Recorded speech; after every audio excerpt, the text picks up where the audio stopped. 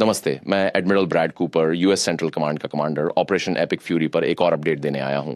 सबसे पहले मैं पिछले हफ्ते KC-135 ईंधन भरने वाले विमान हादसे में सर्वोच्च बलिदान देने वाले हमारे शहीद योद्धाओं को याद और सम्मानित करना चाहता हूं। हम उनकी यादों, उनके परिवारों, दोस्तों और साथियों को अपनी प्रार्थनाओं में शामिल करते हैं। उनकी निस्वार्थ सेवा और समर्पण हमारे संकल्प को और मजबूत करता है। 16 दिनों से हमने ईरान के अंदर तक जबरदस्त गोलाबारी की है। पिछले शुक्रवार को अमेरिकी सेनाओं ने खारक द्वीप पर बड़े पैमाने पर सटीक हमला किया, जिसमें 90 से अधिक ईरानी सैन्य ठिकानों को नष्ट कर दिया गया, जिनमें नौसैनिक खदानों और मिसाइलों के भंडारण बंकर और अन्य सैन्य बुनियादी ढांचा शामिल थे। अब तक हमारी वायुसेना, नौसेना और मरीन कॉर्प्स के विमान चालकों ने 6000 से अधिक युद्ध उड़ानें भरी हैं, जो ईरानी आसमान पर हवाई श्रेष्ठता बनाए रखते हुए अमेरिकी संयुक्त सेना की बेजोड़ क्षमता दर्शाती है। हम अपने सैन्य उद्देश्यों पर केंद्रित हैं। ये सुपरिभाषित हैं और इनमें ईरान की बैलिस्टिक मिसाइलों, ड्रोनों और नौसैनिक खतरों को खत्म करना शामिल है। लॉन्चरों पर हमला कर मिसाइलों और ड्रोनों को रोकना एक बात है, लेकिन उनके पीछे के व्यापक विनिर्माण तंत्र को खत्म करना दूसरी बात है, और हम आज यही कर रहे हैं।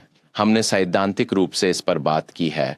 हकीकत में ये ऐसा दिखता है। मैं आपको पहली बार दिखाता हूं कि हम ईरान के रक्षा औद्योगिक आधार को कैसे खत्म कर रहे हैं, जिससे भविष्य में क्षेत्र को खतरों से बचाया जा सके। यहाँ आप हॉर्मुज़ जल्द मरुमध्य के पास स्थित एक नौसैनिक ड्रोन भंडारण सुविधा की एक मार्च की तस्वीर देख सकते हैं। 8 दिन बाद यह वही जगह है, पूरी तरह तबाह। आगे यह 5 मार्च को तेहरान में एक हमलावर ड्रोन फैक्ट्री की तस्वीर है। अमेरिकी हवाई हमलों के विनाशकारी हमले के 6 दिन बाद यह वही फैक्ट्री है। और अंत में याजदी सैन्य डिपो, जिसकी तस्वीर पिछले महीने यहाँ ली गई थी। ये 8 इमारतें IRGC के मिसाइल कमांड इंफ्रास्ट्रक्चर का हिस्सा हैं, जहाँ हल्के और भारी टॉर्पीडो बनते हैं।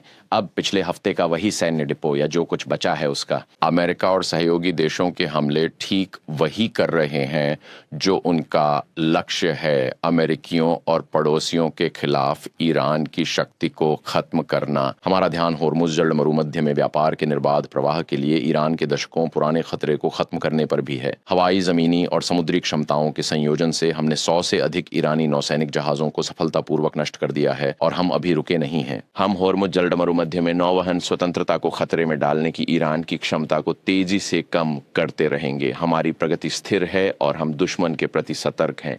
अब ईरान के बारे में कुछ विचार। पिछले 2 हफ्तों में उन्होंने ओमान, सऊदी अरब, इजराइल, जॉर्डन, साइप्रस, तुर्की, अजरबैजान, संयुक्त अरब अमीरात, कतर, इराक, कुवैत और बहरीन पर हमले किए हैं। इन सभी देशों में वे जानबूझकर निर्दोष नागरिकों को निशाना बना रहे हैं। उन्होंने यह 300 से अधिक बार किया है, जो आतंकवाद के वैश्विक नेता के रूप में उनकी असली प्रकृति को दर्शाता है। हाल ही में ईरानी शासन ने तेल अवीव के नागरिक इलाकों पर क्लस्टर बमों से एक लापरवाह हमला किया, जो अंधाधुंध गोला बारूद है। हम इस आक्रामकता की निंदा में क्षेत्रीय देशों के साथ हैं और अपनी सुरक्षा मजबूत करने में सहयोगियों के साथ कंधे से कंधा मिलाकर खड़े हैं। संक्षेप में मैं अपनी बात दोहराऊंगा। ईरान की क्षमताएं घट रही हैं, जबकि हमारी बढ़ रही हैं। और अंत में मैं उन असाधारण 50,000 अमेरिकियों के बारे में बात करना चाहूँगा, जो इस महत्वपूर्ण मिशन को अंजाम देने के लिए पूरे क्षेत्र में तैनात हैं।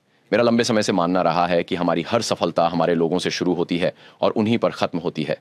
और आज मैं हमारे गुमनाम नायकों, उन समर्थकों को पहचानना चाहूँगा जो अमेरिका की संयुक्त सेना को 24 घंटे इस विनाशकारी मारक क्षमता का प्रयोग करने में सक्षम बनाते हैं। साफ साफ कहें तो अमेरिकी सेना जैसी लॉजिस्टिक्स दुनिया में कोई और नहीं करता, और हमारी टीम आज अपने चरम पर है।